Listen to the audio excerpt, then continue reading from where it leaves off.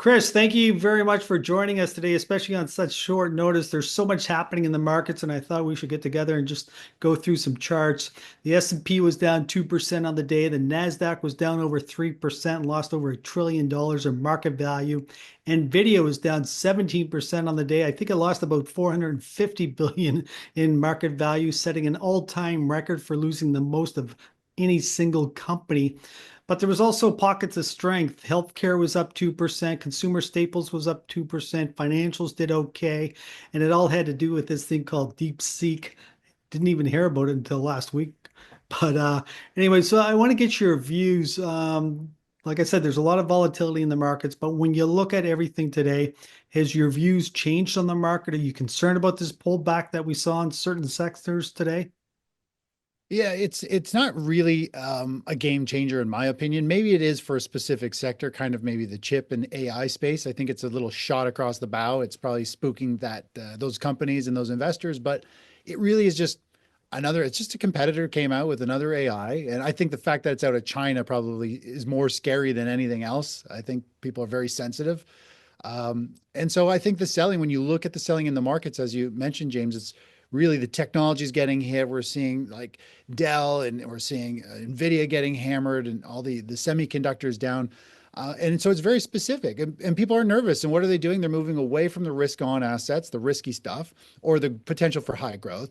And they're all moving to the boring stuff that no matter what, we need it. We need consumer staples, we need healthcare, we need real estate and financials. So those are four sectors that were all positive and very strong on the day. And so money's really just moving, scared from one sector and moving into others to because they don't know what else to do, right? So to me, this was a huge gap down on the stock market. We have a huge gap. Gaps tend to get filled. So if the stock market gaps lower, usually within a few days, we see that gap get filled. So the market should rally. So that's kind of what I'm expecting to happen. When we look at the charts, I can show you the NASDAQ actually shows potentially tomorrow, based on the chart pattern, we should recoup everything that was given back. There's a nice little bull flag pattern. So again, I think this is a news-driven move. It's emotional, and people are just running for the fences. It's what they do best. They spook out of the market right at a low and on a piece of news, and then the market can continue. During a bull market, we get the strongest pullbacks, right? And in a bear market, we get the strongest rallies. So this is like a buck. That's what I'm seeing it right now. It's just trying to get kicked off the bull here, but that's about it. So you see this as a buying opportunity? Yeah, I think the markets are still in an uptrend. When I look at the technicals, it's just really one sector and one area down. It's not like everything's getting hammered. It's not a broad market sell-off.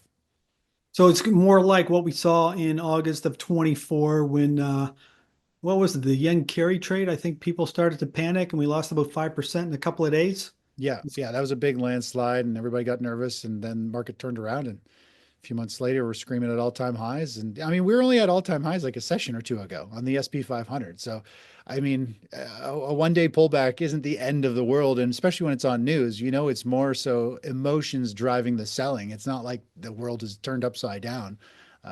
From one AI. I didn't even hear about it till this morning when I was checking my phone. Somebody's like, this DeepSeek is killing the market. I'm like, deep what? Yeah, it's relatively new. I guess it just came out in late December and it got a little bit of press then, but for whatever reason, it really hit the news wires here in the last Yeah. couple of days. But why don't we start looking at charts and why don't we start with the S&P 500 and tell me what you see? If we take a look at the SP 500, when you look at the daily chart, I mean, obviously you can see the big sell-off in the SP 500. It came way down. It was down very sharply in overnight trading pre-market, but it's rallied back up and it's really kind of, holding its ground. We've had several cycles come out on this market on the SP 500. I've talked about with subscribers is we've had this significant kind of cycle low in the market. It's hard to see, but I have these red bars, this bar along the bottom. This is when we have a cluster of different cycles that happen within the stock market coming together. It usually creates these standout lows. We actually had a small little cycle here. We had another significant cycle here, another one over here. And so each time we have these, we tend to see the market, it becomes a standout low, and the market wants to push higher. And this to me is a news-driven move. Definitely shaking people up. Hopefully there isn't follow through. Like hopefully we don't see it selling and go off a cliff in the next couple of sessions. At this point, the market's recovered really nicely. And the intraday chart, like if I was to go to the NASDAQ, like the QQQ here real quick, or the futures, if we look at the 10-minute chart, this is the last two trading sessions. You can see the high volume, and the market closed right here on Friday. And you can see the sell-off down over 5% in overnight trading. But right now, we actually have a really nice chart pattern, which on today's price action, we've got a rally and we've got this pullback, this bull flag pattern. And using Fibonacci extension, it brings us almost right back up to fill the entire move that came down. So this bull flag pattern, just based on it's even in the SP 500, are both pointing to this news being wiped out, this news dip being wiped out by the end of tomorrow, just based on this. So it'll be very interesting to see how this plays out overnight and in the next couple of sessions. And why don't we take a look at Nvidia? This is the one that really got pounded today, down 17%. Market cap around 2.9 trillion now, so it's lost quite a few billion. Yeah, it's a rough looking chart. I mean, it's been trading sideways in this choppy range for a while. I wasn't a huge fan when we saw this gap up to new all-time highs, and then it got slammed on high volume. We're back up into this kind of these highs, and now it's getting hit again. I mean, this is a very sensitive space. AI is so new. I find it interesting because, like, I'm a technical trader, and you can never predict news or anything like that. And so many people believe in fundamentals, but it's like, how can a fundamental trader not have known there's going to be somebody who comes out with something better or more affordable? That's what the whole world does, especially overseas. You go to China, man, give them one prototype, they will find a cheaper way to make it. And like now we have DeepSeek come out, and for some reason everybody's shocked that somebody came out with a good AI and they can run it cheaper on affordable chips. That's not rocket science. That's just basic fundamental analysis. People are going to find ways to make it to do it at a lower cost.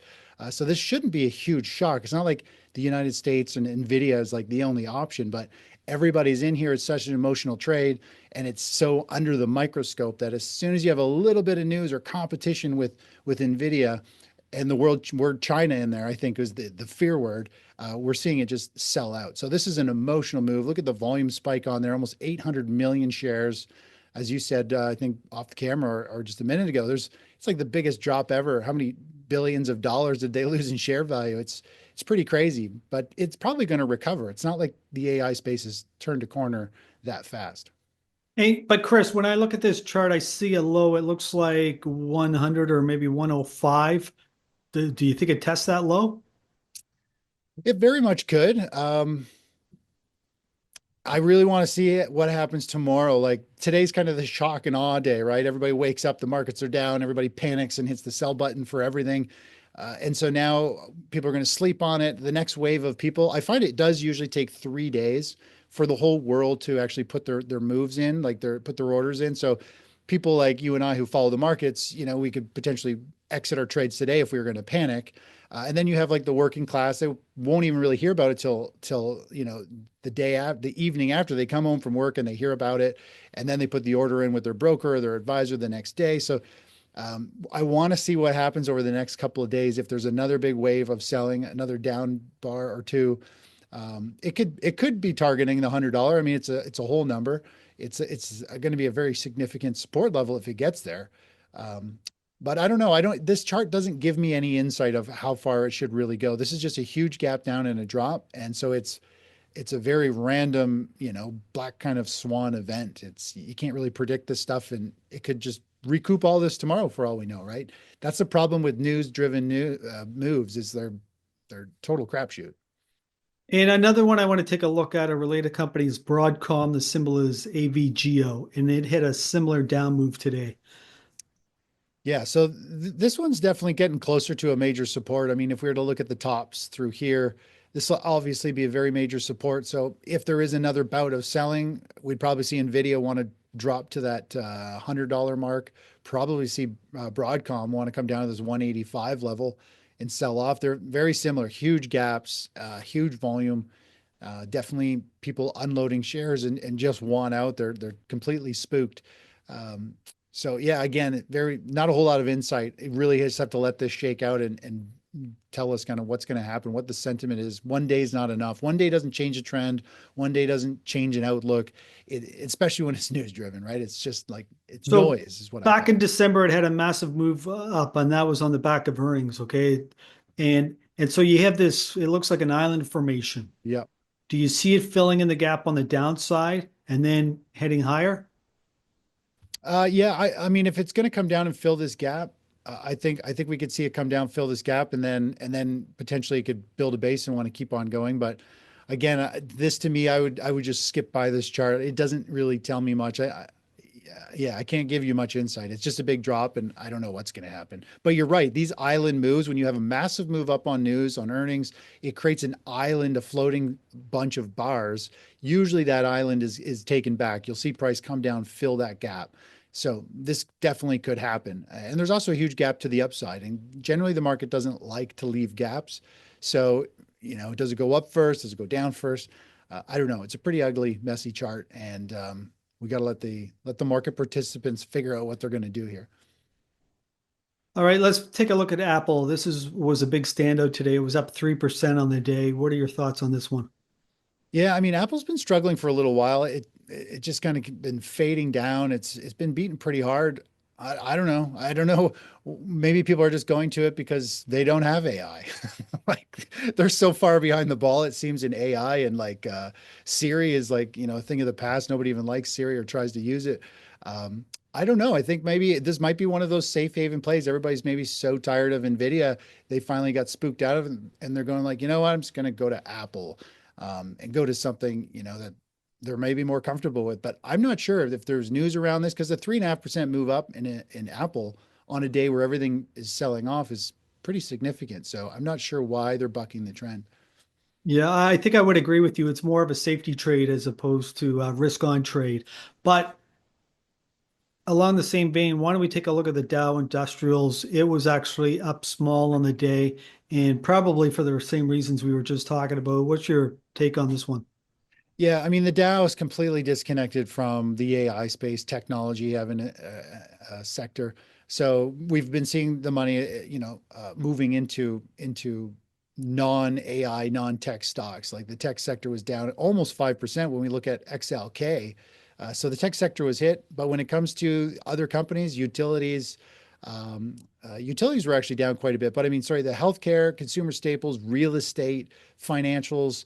I think they're all helping kind of lift this up. And if people are nervous in the tech space, they're going to look to go somewhere else. And industrials is the kind of the exact opposite of, AI. So I think it's just a safety trade, people moving to something boring, and that's kind of their kind of reaction, right? So I want to look at a couple of other risk on trades, and we have to look at Bitcoin. It actually held in pretty well today. What are your views there? Where do you see it going? Any risk to the downside? I like the Bitcoin chart still. I mean, it got pulled down with the Nasdaq. The Nasdaq and Bitcoin were both down 5% this morning at one point. They've both rallied back. Bitcoin still has a positive correlation to the Nasdaq or to the stock market. So if the stock market sells off, Bitcoin's most likely going to go down, which is what we saw today. And I still think the stock market wants to go higher. I mean, it hasn't. I think we're still going to push and grind to some new all-time highs. The Nasdaq might struggle, but the SP 500 I think could do well. I think the Dow could keep pushing, and maybe even the Russell 2000.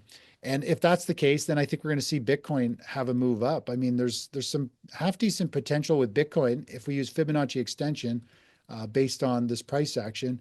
Bitcoin has, from where it closed right here, it's got about 15% upside move, just based on this small chart pattern. So I like Bitcoin, and I still believe the stock market wants to grind a little bit higher. I want to see how January closes. You and I talked about this last time we spoke. January is a big month for the stock market. It's volatile. And if the equities market closes positive on the month, it tends to be a positive year. If it's negative, it's a negative year. So we only have 4 trading sessions left since, as you and I are recording this. So it'll be interesting to see where the stock market closes. And I am neutral to bullish here on Bitcoin. Yeah, and there's a lot of news coming out this week. We have a Fed meeting coming up. We got the core CPI number coming out here at the end of the week also, and then a lot of earnings. Like I Yeah. mentioned, Apple, and I can't remember the other ones, but yeah, this is going to be a big week for news. Yeah, I feel like Apple, it's just total gut feeling, but I feel like Apple will probably rally this week. I feel like people have written Apple off. It's lost a bit of its shine, and they're probably going to have half decent earnings and see it rally, and it could save the market, help counter Nvidia. So you mentioned Russell. Do you mind if we take a look at that chart? Sure. Yeah. Yeah, the Russell wasn't down too much, down less than 0.5%. It's holding its ground.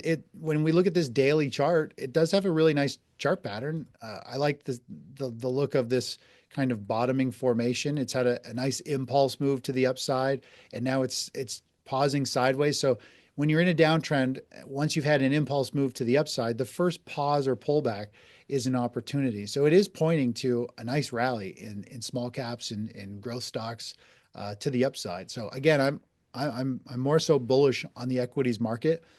I'm not letting a piece of news, throw things out the window and it's like, okay, everything's changed. That's as far from the truth as possible. It's just a piece of news. There's one new competitor for Nvidia or for OpenAI or however you want to look at it. It's not, not really throwing me off the game. The majority of stocks have short-term bullish chart patterns, and they are pointing to higher pricing. It's just today, it's just fear.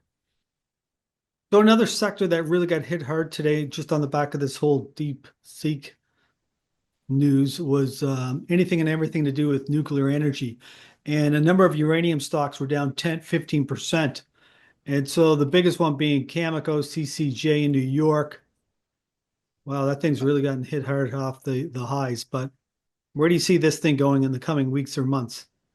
Yeah, it's a really pretty ugly chart. I don't follow this space too much, but this is like known as a broadening formation, a megaphone pattern, meaning volatility is getting wilder to the upside, the downside. It's unpredictable. To me, like just based on this chart pattern, I mean, technically, it looks like it's going to want to go to the lower end of the range. But again, today it's tough because today was a news-driven move. But this definitely looks like a bit of a topping pattern. Looks like it's breaking down or has broken down. Definitely lots of selling. It could very easily continue to unwind and sell off. So I'm not a fan of a pattern that's making wider and wider ranges and all swinging all over the place. It becomes very difficult to trade, carries a lot of risk, and it's really hard to predict. So yeah, I'm not a big fan of that. I'd be more so bearish on that. And if we look at the uranium space as a whole, when we look at the majority of stocks in the uranium space using the URA, again, it's a pretty ugly chart. It's not looking the greatest. Looks like it's kind of put in a bit of a top here. We've had kind of a double or triple top in this whole range. It broke down. It's popped up into this kind of resistance area. If I zoom in a little bit, it's a little clearer. You can see we've got this kind of major support level, and then it broke down, hit resistance, popped back up for a couple of days. Now it's got slammed. It looks very similar to the Cameco chart. And I know Yeah. this would have a big weighting in Cameco. I don't know the exact number, but Yeah, I wouldn't if Chemico's going down or either of this is going like they're all probably going to go down together. So it'll be interesting to see how this unwinds. It's really tough when you have a wild card like a little black swan piece of news that sends a shock through more or less the growth stock space, AI, Bitcoin, small cap, unique sectors like this. A lot of people are trading all of those at the same time. So when they get nervous and they sell, it creates these big drops. So we really just need to see give it 2 days and let the pressure kind of dissipate here. hey, Chris, I want to take a look at the US dollar now. And I don't know if you want to look at it versus the Canadian or the DXY index, but it's been very strong in the past year. Mhm. And it's interesting to see it's been down the last few days because you would think during times of uncertainty or when we have these times of volatility, you'd see a lot of money flowing into the US dollar. Yeah, I mean it's definitely been moving out. I think money is rotating and wanting to go into equities and move higher. And typically, if the stock market wants to go higher, we tend to see the dollar kind of fall out of favor a little bit. They can both rally together, but we tend to see it fall out of favor. And that's what I kind of noticed last week is it feels like the dollar was losing its mojo. People were starting to rotate into the stock market as a whole in general, very broadly, which was a good sign. And so the dollar falls to the wayside a little bit. It is falling down to a support level. It looks like it more or less has a little measured move here, like ready to find some support. Um, but I mean, I think it's really just a pullback. I do think we're going to see this eventually go higher, and like if you just look at the last couple of weeks here in the dollar, it's been moving down, and if we look at the SP 500, the SP 500 has been moving up, other than just this 1 day news.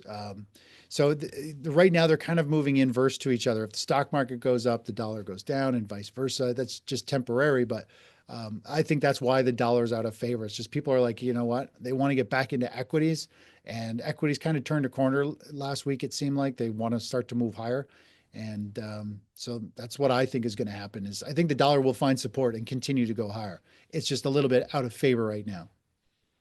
And typically, when we see these massive pullbacks, like everything is for sale, like every sector within the market is for sale, and the only thing that goes up is the US dollar. But we're not seeing that this time. So it almost, to your point, you were saying earlier, you're not too concerned about this pullback that we've seen today in the S&P and the NASDAQ.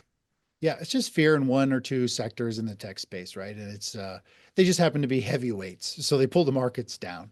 Uh, Yeah. So yeah, it's just news. It's not like a broad market. We're not seeing every sector go down, as you just said. It's not like everybody's just panic selling. It's really just people dumping some technology, which moves the indexes a lot. It makes it seem really big, but the Dow's positive and the Russell is really only down like, 0.8%. It's not that big of a day in the market, but if you're tech heavy, you're feeling the pressure. So it's not the end. It's not a game changer at this point. Hey, Chris, why don't we take a look at the TLT to get an idea of where interest rates and bonds are going? Yeah, we're definitely seeing money rotate into the bond market over the past couple of weeks. We're seeing it move higher. Again, I'm not a huge fan of TLT or bonds just yet. When we look at the long-term picture, it's still trying to carve out a bottom. I do think we're close to a bottom. Maybe the bottom's already been put in, but the way I look and trade things is generally I want to see, a full-on bottom get built. There could be like a major resistance level. Maybe it wants to build itself up and eventually break through and maybe there'll be a buy signal somewhere in here, or maybe there'll be a major bottom. Depending on how things change, how things unfold, it's still trying to put a bottom in. I wouldn't pick it yet. Really, this has been down here for 2 years. You've been waiting. If you've been picking a bottom, you've wasted money for 2 years versus turning it into returns. So wait for it to turn around. And once it turns around, you get in and you ride it up.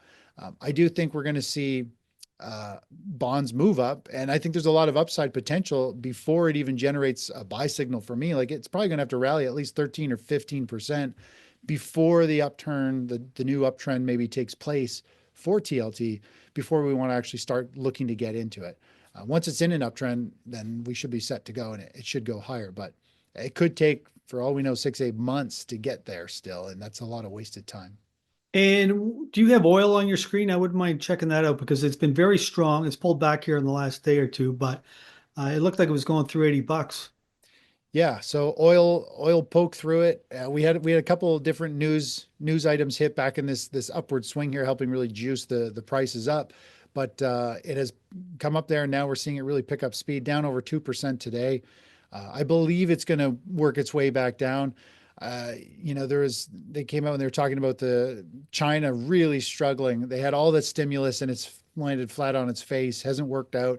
I do believe the economy and everything is coming to a grinding halt, and oil will break down below the 66, 65 level and see that really flush down. And then the energy space, energy stocks, I think will get hit very hard. Oil's been going down for the last couple of years. Energy stocks have been going up. There's big divergence. I think the energy space is going to be a pretty interesting short trade or an inverse trade when I think the market unfolds to the downside, like XLE, something like that will have a big wipeout. But oil is really neutral. It's been trading sideways, making a series more or less of lower highs. And eventually we just need to see if it's going to break down or if it's going to actually break and create a new mega rally, which people seem to be positioned for in energy stocks. They're all holding energy stocks, which are up near all-time highs, and they're all anticipating high oil pricing. Um, I don't see that. I kind of see oil breaking down and then everybody realizing, oh crap, we're on the wrong side of this trade, and the energy stock space will collapse. If we look at XLE real quick, you can see the difference here, how energy stocks have been going up, where oil was going down. And man, there's a whole bunch of these little lows all layered through here. I think you and I talked about this last time, James. I maybe drew it on the chart. Once energy starts to break down, it is going to be like a free fall and unwinding event. Well, it's going to be interesting to see what happens in the coming weeks and months because the new administration says they want to increase oil production by, I believe it's 3 million barrels a day in the US. So that's going to create a lot of additional supply. And President Trump's also been demanding that OPEC starts increasing production to help get the oil price down. So Yeah. we'll see what happens. Well, Chris, that was a good overview, and thank you for joining us today on such short notice. And I just want to summarize a few of the points you made. You're not too concerned about this this pullback that we've seen today in both the S&P and the NASDAQ. You think it was very sector related. You're still bullish on the S&P, bullish on the NASDAQ. Yep. Yep. That's about it. And in terms of some of the oil, you said you still like oil? I think oil is going to struggle. I'm kind of neutral. I don't really touch the energy space right now. I think it's sideways to lower, in my opinion. Bitcoin, you said you still like Bitcoin? I like Bitcoin. Yep. And we didn't look at the gold chart, but what are your views on gold? Gold more or less just hit kind of a double top there, hit the highs from a few months ago, and it's got some selling coming in today. Gold miners and silver miners are down fairly sharply, as you and I are talking, about 2-3%. I'm neutral to bullish on gold. I think if chaos continues to hit and we get uncertainty, I think gold could rally to about 3,050. So there's still a couple $100 to the upside from where we are, but overall it is struggling at resistance right now. But it's definitely a nice low volatility place to put capital that I think can still have some upside potential. Well, that's a great overview. And Chris, before we wrap up, if somebody would like to learn more about you and your various services, where can they go? Yeah, they can go to the link below in the description and go to technicaltraders.com. They can go to YouTube, type in the technical traders, and I should pop up, or just type in my name and away we go. Chris, once again, thank you.